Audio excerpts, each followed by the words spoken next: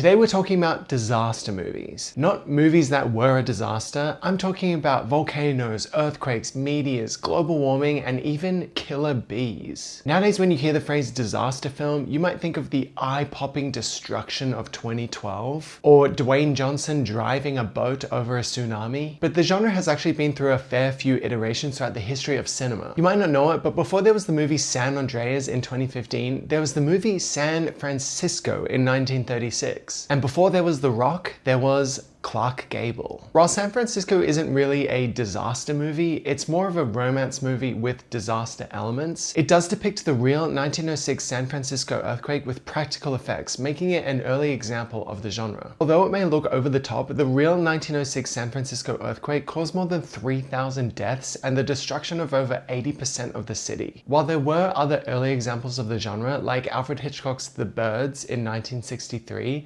it wasn't until the 1970s that the disaster movie genre really took off. If you watch my video about movies set on planes, you'll know that the 1970 film Airport was a huge hit that kicked off a trend of both plane movies and disaster movies. Airport follows an airport manager in Chicago trying to keep the airport open during a severe snowstorm, as well as a suicide bomber on one of the planes trying to blow it up. The film features a big disaster, an ensemble cast with a few Oscar winners, and it focuses on the human stories surrounding the disaster, which kind of became the blueprint for the genre going forward. Airport wasn't just a huge hit at the box office, it was also nominated for 9 Oscars, and it kicked off a wave of disaster movies throughout the 1970s. Notably, in 1972, there was The Poseidon Adventure, which follows Gene Hackman on a ginormous ship that capsizes, and he leads a group of survivors through the upside-down ship. I thought this movie was a really fantastic early example of the genre. The disaster scenes are really spectacular and exciting,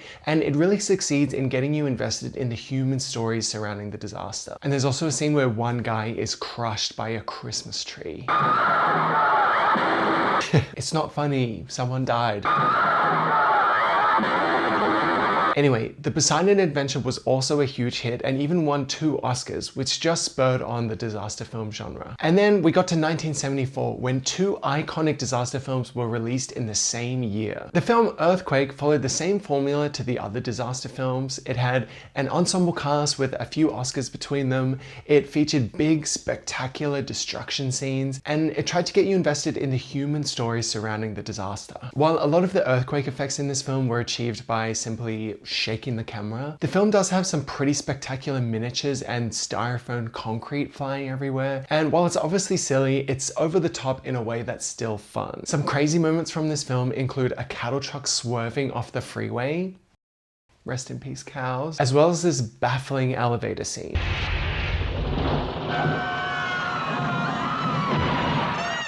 I really love that blood splattering effect, I think we really need to bring that back. But the film Earthquake was also significant for being the first film to use the groundbreaking Sensurround technology. Sensurround consisted of 3 extra speakers in the cinema that would play loud, low-frequency bass sounds in order to physically rumble the audience in time with the earthquake in the film. There were problems though. The Sensurround speakers were so loud that they would disrupt the theaters next door to them as well as other businesses in the area, and some audience members also reported headaches and nosebleeds, which is probably what would happen to you in an earthquake, so I don't really know why they're complaining. They also installed a net in the Chinese theater in LA in case any chunks of plastic came off and fell on the audience. All of this to say, the concept of Sensurround didn't really last, partly due to the impracticalities of the technology, but also because Dolby's new sound system was taking off at the time, which provided a better and less nosebleedy experience for audiences. But ultimately for Earthquake, people were interested in the novel technology of Sensurround as well as the film itself, and it ended up being quite a big hit. It finished up as the 3rd highest grossing film of that year, behind fellow disaster film The Towering Inferno, and it even won 2 Oscars, including one for Best Sound. So I guess people did love the Sensurround. The other classic from this period, The Towering Inferno, was also a big hit, and it didn't even need Sensurround to get there. This film is in the same formula as all the other disaster films before it, but this time it involves a fire in the tallest skyscraper in the world. Given that massive skyscrapers like the World Trade Center or Chicago's Sears Tower had opened the year prior, producer Irwin Allen had the idea to set one of his disaster films in one of these skyscrapers. This film also has the interesting distinction of being based on not one, but two very similar books. Warner Brothers had purchased the rights to the book The Tower, a novel about a fire in a skyscraper, while Fox had the rights to The Glass Inferno, a different novel about a fire in a skyscraper. They both planned to make separate movie adaptations of their respective books before deciding to combine the movies into The Towering Inferno. I kind of love the idea of combining two different but very similar books into one movie adaptation. Like, why didn't they do it when all those young adult movies were coming out? Like, instead of all those movies, we could have just had like The Hungry Divergent Maze Running Giver. That's simpler. With two studios combining budgets for one film, The Towering Inferno became a massive production, with 4 camera crews shooting at once, 8 sound stages filled with sets, and a 100-foot miniature of the titular tower. Star Steve McQueen also insisted on equal first billing with his co-star Paul Newman, as well as an equal amount of lines in the film. The Towering Inferno also filled out its supporting cast with other screen legends like Faye Dunaway, Fred Astaire, William Holden, and O.J. Simpson. I have to be honest, I found this film to be a little bit of a slog. It's very slow to get going, and it's nearly 3 hours long. There are definitely some really great moments, like this touching and shocking scene where a couple tries to escape their burning office floor and get absolutely scorched. So sad. But also, why does Robert Wagner look legit as fuck in his? There's some other pretty crazy sequences in the film, like when one of my favorite characters falls out of an elevator and hits the building on her way down.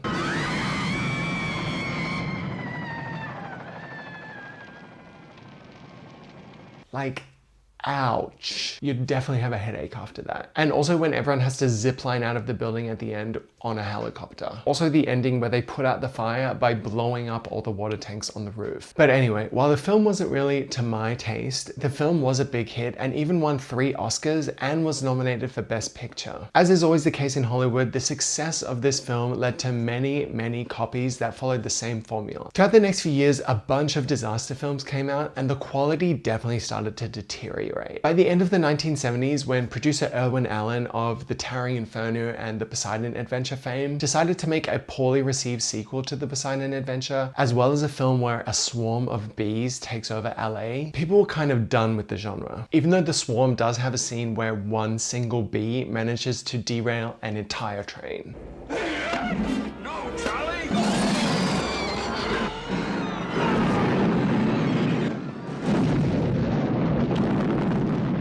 Not only did the quality of these films decline, but the parody film Airplane made fun of a lot of these movies, and audiences started to become wise to the tricks and plot mechanics that the genre used, so the genre just didn't really make it out of the 1970s. And that lasted until about the 1990s. Advances in CGI meant that filmmakers could more convincingly depict spectacle and destruction, and audiences were also flocking to effects-driven blockbusters like Jurassic Park. This all meant that a new wave of disaster films was kicked off, and it was mostly due to one film, Twister. Produced by Steven Spielberg and directed by Speed director Jan de Bont, Twister follows Helen Hunt and Bill Paxton as a separated married couple who are both in the twister chasing business. And first off, I have to say, the opening to this movie is crazy. It opens with a flashback of young Helen Hunt being woken in her bed in the night because of an incoming twister. Her parents grab her and take her into the twister shelter, but also seem really unconcerned with taking the family dog. Mama's gotcha! Mama's gotcha! I guess they didn't build the shelter very well because very quickly the door comes off the shelter and the dad is sucked into the twister. And everyone is obviously traumatized and terrified, except the dog, which seems pretty happy about the whole thing. Which I can't blame him, they were gonna leave him behind. That's called vindication. The rest of the movie consists of Bill and Helen chasing tornadoes together and, surprise, rekindling their relationship through their shared love of twisters. There's some pretty amazing sequences in this film, the most iconic of which is definitely when a cow is picked up by the twister. And Helen Hunt helpfully says, Cow. I also love the scene where they drive a car through a house, and also the ending where they see inside the eye of a storm, which inspires them to make out. Yay! I have to be honest with this movie, while I loved the twister scenes, the rest of the movie around it, not so much. To me, the non-Twister scenes all either felt corny or boring, and I always found myself just waiting to see the next Twister scene. Just like the old disaster films, Twister has a great cast, but they weren't really famous yet at the time. We have a young Philip Seymour Hoffman in this, Alan Ruck of Succession fame, and Todd Field of Directing Tar fame. More like Twist-tar, am I right? The production of this movie sounds like it was incredibly difficult. The director Jan de Bont clashed with the cast and crew, and he even had his entire camera department walk off set after he pushed a camera assistant into a gully and refused to apologize. This particular incident even led producer Steven Spielberg to jump on a private jet and come and crack some skulls. One of the stunt coordinators for this film recounted the experience. He said, "The ramp came down on the Learjet and Spielberg walked down it and he never touched the ground. He just stood there yelling at Jan. He was just fucking yelling at him, pointing his finger at him, screaming at him. The plane left without him even stepping off it." That's amazing. But also the private jet thing is giving a bit Taylor Swift. The cast and crew also suffered a series of injuries, like Helen Hunt and Bill Paxton being temporarily blinded by some special lights, the cinematographer getting injured after a collapsing house set accidentally activated with him inside it, and Helen Hunt both hitting her head and having to get a hepatitis shot after filming in an unsanitary ditch. Yuck. But you know what, guys? It was all worth it. The film was a massive hit and ended up being the second highest grossing film of the year, behind similar disaster/alien invasion film Independence Day. The film even solidified its place in cinema history with its own ride at Universal Studios, which looked like fun, but it was eventually replaced by a Jimmy Fallon ride. America is such a crazy place to me. Like the concept of a Jimmy Fallon ride, that's a ghost train to me. I watched a video of the Jimmy Fallon ride and you even go to the moon with him, which no thank you. Even though they replaced the Twister ride with Jimmy Fallon, I think it's fair to say that Twister has really endured in the culture, and people seem to look back fondly on the sense of spectacle and adventure that it offered. It was a rare blockbuster that didn't focus on guns or killing people, and the fact that the sequel Twisters sticks pretty close to the structure and vibe of the original speaks to a sort of timelessness that Twister has. Similar to Airport in 1970, Twister kicked off a new wave of disaster films, including Deep Impact, The Core, and Armageddon. And these films were all quite different to the disaster films that came out in the 70s. While the earlier disaster films did feature spectacle and destruction, there was also a focus on the ensemble cast, meaningful character arcs, and prestige actors. These ones in the 90s were more about effects, movie stars, and ginormous apocalyptic scenes. And just like in 1974, when Earthquake and the Towering Inferno went head-to-head at the box office, a similar thing happened in the 1990s. I'm talking, of course, about the Volcano Off of 1997. Somehow both Universal and 20th Century Fox both ended up with volcano disaster movies at the exact same time. The studios became aware of each other's project and both rushed theirs to get theirs out first. In the end, Universal got there first by cutting the post-production time of their film in half, and they released Dante's Peak in February 1997. Dante's Peak follows Pierce Brosnan as a sexy volcanologist who is sent to the fictional town of Dante's Peak to investigate seismic activity near the volcano that the town resides near. It turns out, of course, that the titular Dante's Peak is going to erupt and disaster ensues. This movie is full of really crazy, ridiculous moments. Like in the opening scene, we see Pierce and his wife trying to escape a volcano in Colombia, and his wife is killed by a lava bomb.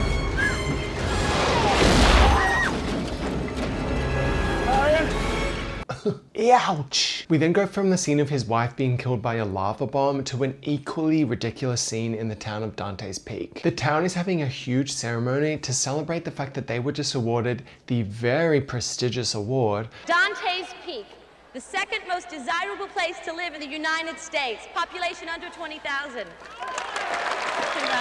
I'm not even kidding, the whole town came out to celebrate that. It's so sad. And of course, Mayor Linda Hamilton gets up and says, "This award means a lot to us." I'm like, to the people who made this film, the town isn't real. None of it's real. Why not just make it the most desirable town? Like, we've just seen a lava bomb kill a woman. We can suspend our disbelief a bit. And as if these scenes weren't ridiculous enough, we then cut to a couple being boiled alive in the hot springs at Dante's Peak. Ouch. Basically, most of the setup for this film involves sexy volcanologist Pierce Brosnan trying to convince everyone that Dante's Peak is going to erupt. But the town officials don't really want to raise the alarm because they're afraid that if they're wrong, it'll threaten their town's status as the second most desirable place to live with a population under 20,000. This is an unstable system, and this town should be on alert. You need a vacation. Then surprise, Pierce was right. The volcano erupts and we get some cool disaster scenes. Probably my highlight from all of this is when they have to rescue Linda Hamilton's former mother-in-law who lives on the volcano, of course. And they have to go across a lake. And obviously the volcano has made the lake's water acidic, so it melts the boat. And then also ends up melting the grandma. The grandma got melted. Can you imagine those kids at school having to explain that? Oh, what happened to your grandma? Oh, she was melted by an acidic lake at a volcano. Right. There's also some really spectacular miniature work in this, and they even built a giant miniature of the volcano for the exterior shots. The whole thing is very Twister-esque in that it involves a lot of volcano nerds using their little volcano instruments to measure the volcano and saying really nonsense volcano things like, We've been recording between 25 and 75 earthquakes per day. Don't worry, they're microquakes. They happen all the time. Also, a lot of the effects of the volcano that are depicted in the film are actually pretty scientifically accurate. They're just on an accelerated timeline. And I know this movie gets a lot of shit for being bad, but I have to say, guys, I thought this movie was excellent. Like, yes, it's very ridiculous and corny, but I don't think it ever stops being fun. And Pierce Brosnan in particular is hamming it up at the perfect amount. Those quakes were shallow, Paul, damn shallow. I was up there, I felt them. Harry, you And don't... they weren't tectonic, they were magmatic. In my opinion, Dante's Peak is far superior to the other volcano movie of that year, the creatively titled Volcano. This film stars Tommy Lee Jones as the director of the Office of Emergency Management in LA. Sorry, I just fell asleep thinking about that premise. Basically, Tommy Lee Jones goes under the city to investigate some seismic activity, and he finds an area that's emitting some intense heat, which his coworker confirms with this incredible observation. Look at those rats! They're cooked! Meanwhile, scientist Amy suspects that there might actually be a giant volcano under the city, but before she can do anything about it, it starts to erupt and causes a giant earthquake. The eruption/earthquake scene in this is crazy to me because it reveals that Tommy Lee Jones, as the director of the Office of Emergency Management, gets a police siren for his car. Like, they just give sirens to anyone, I guess. He's then in a race to stop the lava that's taking over the city, as well as the scary meteors that are falling out of the sky that Amy helpfully gives the technical term for. The lava bomb. Everyone is just kind of scrambling to figure out what to do until Tommy Lee Jones uses his bureaucratic skills to create a cul-de-sac of lava. Okay? A cul-de-sac. And then use water to make the lava form a crust. Everyone bands together and it works for a second, but then it turns out they've accidentally redirected the lava towards the hospital. Good one. There's also some subplots of people throughout the city dealing with the lava. My favorite of which involves John Carroll Lynch rescuing people from a train, but then the lava comes, so he has to jump into the lava like the Terminator and throw the guy he's holding to safety, which is like, wow. That is commitment. Anyway, eventually Tommy Lee Jones has the idea to actually blow up a building in order to redirect the lava again into the ocean, which is like, can he really do that? Can this guy just order a building to be blown up? Turns out, yes, he can. As they're making plans to do that, the volcano finally erupts, 90 minutes into the movie, mind you, and more lava bombs start falling from the sky. And I really felt bad for this one specific guy. Like, not only is he unlucky enough to have an injury, he's then hit by a lava bomb.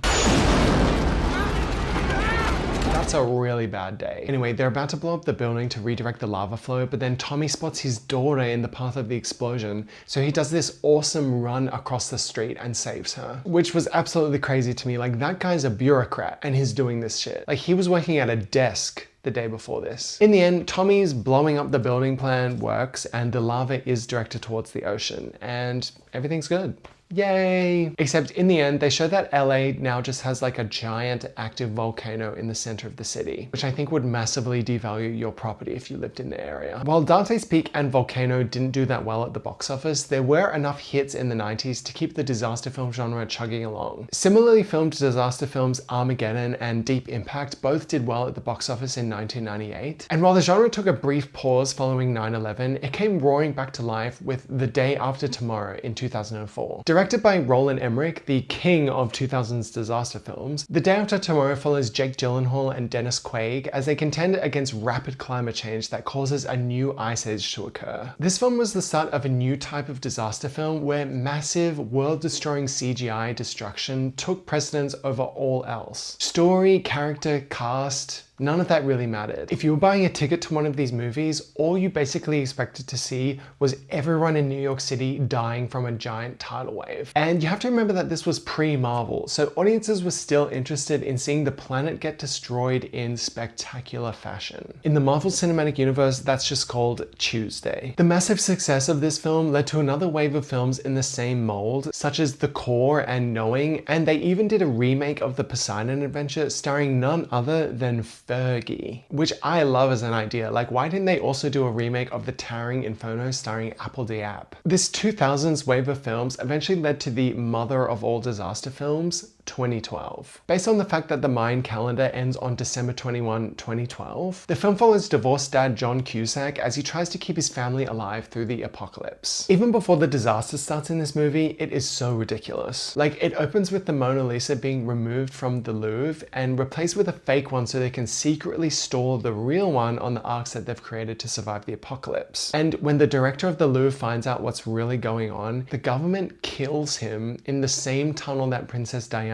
died. Coincidentally, his death took place in the same Paris tunnel where Princess Diana died. And the Diana thing was just for no reason. They just wanted to do that for like artistic flair, I guess. The government is just like, well, that's the tunnel where we kill people, so... Basically, the idea in 2012 is that solar eruptions have heated the Earth's core and caused the Earth's crust to displace. So now, like, the surface of the Earth is all moving around. Everyone in this movie is constantly talking about the Earth's crust, which got me thinking, what would that taste like? I imagine it would be quite earthy. Most of this movie just involves people running away from the apocalypse in various vehicles. The first big destruction we see is in LA, and John Cusack is escaping from it first in a limo and then in a plane. And I have to say, the destruction in this film is absolutely eye-popping. It's ridiculous. It's over the top. It's insane. You see trains coming out of tunnels and buildings falling onto each other. And then in the end, basically the entire city just slides into the water. Like, that's actually really terrifying to me because I would die. It's honestly hard to describe the plot of this movie because it mostly just involves various famous landmarks getting destroyed. But some of my highlights from this include conspiracy theorist Woody Harrelson dying in a super volcano eruption, the Sistine Chapel getting destroyed,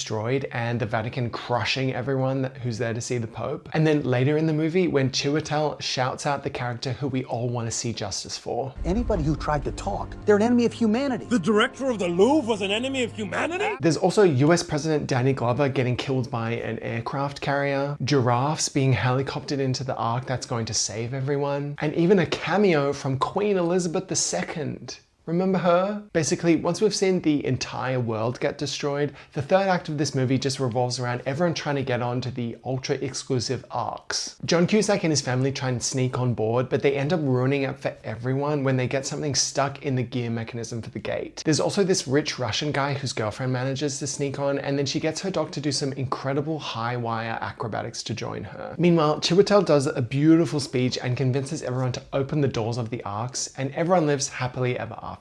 At least the few hundred that make it on board do. Everyone else is dead. The movie ends with them being informed that all the Earth crust displacement has actually led to Africa rising in altitude. So they set a course for there to start rebuilding the world. Because just what Africa needs is some of the world's wealthiest people showing up on boats and colonizing it. To me, this movie is really the epitome of the disaster film genre. It definitely wins in terms of most amount of things destroyed, and it's done in a way that's both impressive and shocking. It's a film that knows exactly how ridiculous it is and doesn't take itself too seriously. They knew people were buying a ticket to the movie to see the world getting destroyed, and they did it beautifully. What more could you ask for? 2012 did such an all-encompassing job of destroying the world that it also kind of ended the 2000s wave of disaster films. It hasn't gone away altogether. There's definitely been a few since then, multiple of which have starred Gerard Butler, but we're a long way from the time when the promise of seeing Earth destroyed could net you $791 million at the box office. I did also want to mention the film San Andreas, which is basically the same premise as Earthquake, but but this time they had CGI and Kylie Minogue. And although this movie does have some crazy earthquake scenes, to me, it just wasn't as good as seeing the same city obliterated better in 2012. I do sort of respect this film for being so outwardly stupid though. Like, even the premise makes no sense. The Rock is the captain of the helicopter rescue team in LA, and when the earthquake hits and devastates the city, he literally just goes to pick up his wife and then leaves. Like, as the chief of the helicopter fire rescue team, aren't you supposed to stick around and help the presumably thousands of people who are either trapped or injured? And not only does he leave everyone in LA to die, he then tries to fly his helicopter all the way to San Francisco to save his daughter, but then crashes it into a target.